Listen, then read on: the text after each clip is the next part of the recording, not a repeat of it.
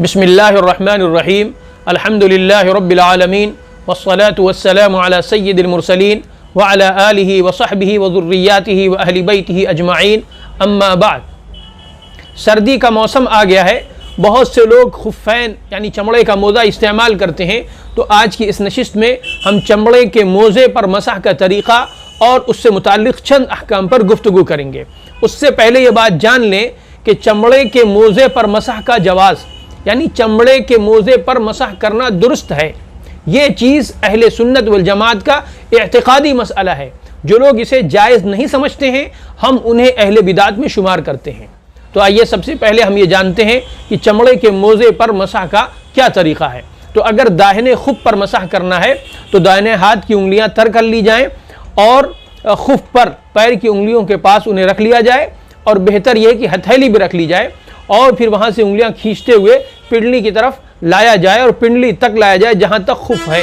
इसी तरीके से अगर बाएं खुफ़ पर मसह करना है तो बाएं हाथ की उंगलियां तर करके ज़रा सा कुशादा करके पैर की उंगलियों के पास रख कर उन्हें खींचते हुए पिंडली तक लाया जाए। यह बेहतर तरीक़ा है।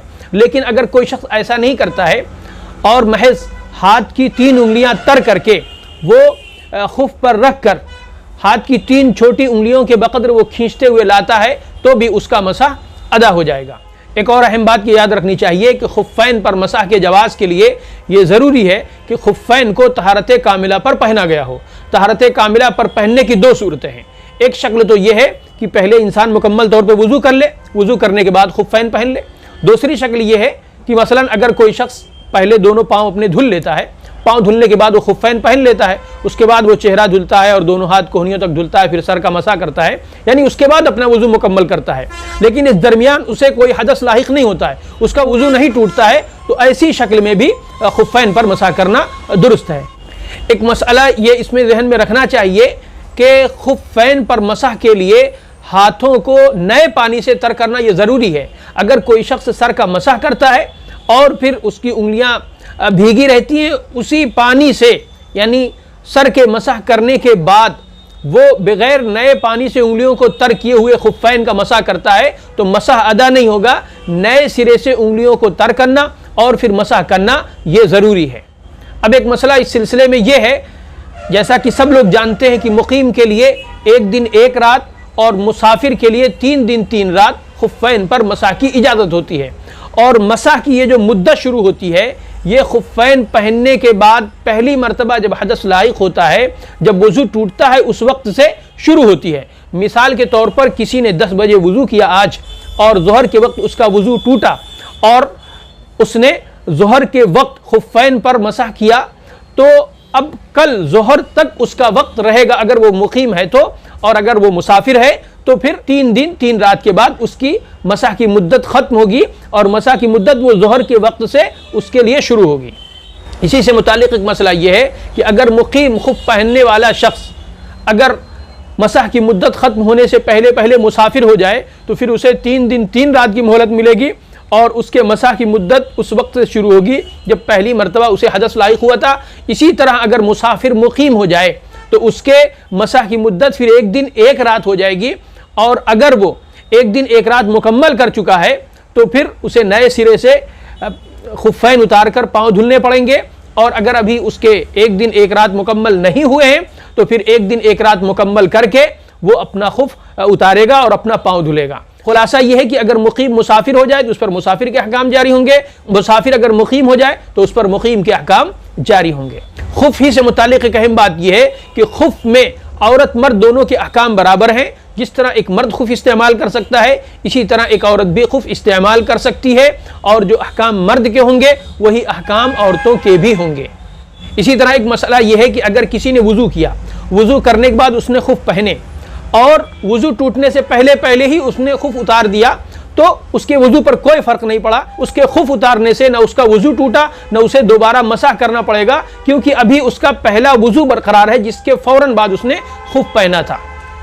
लेकिन अगर एक मरतबा उसका वज़ू टूट चुका है और वो खुफ़ पर मसह कर चुका है तो अगर वो एक खुफ़ भी उतारता है तो ऐसे में उसका मसह टूट जाएगा। अब दोनों खुफ़ उतार कर उसे नए सिरे से पाँव धुलने पड़ेंगे। इसी तरीके से अगर किसी के खुफ़ की चैन खुल जाए, आजकल जैसे खुफ़ैन पर चैन लगी होती है, चैन खुल जाए और टखने से नीचे का हिस्सा दिखने लगे तो ऐसी शक्ल में मसह बातिल हो जाता है। अब दोनों खुफ उतार कर फिर से पाँव धुलने पड़ेंगे। इसी से मुतालिक एक मसला यह है कि अगर किसी के दोनों खुफ़ैन या एक खुफ फटा हुआ है और वो पैर की 3 छोटी उंगलियों के बकद्र फटा हुआ है और चलने में उतना हिस्सा खुलता भी है, तो ऐसी शक्ल में अब उस खुफ पर मसह दुरुस्त नहीं होगा।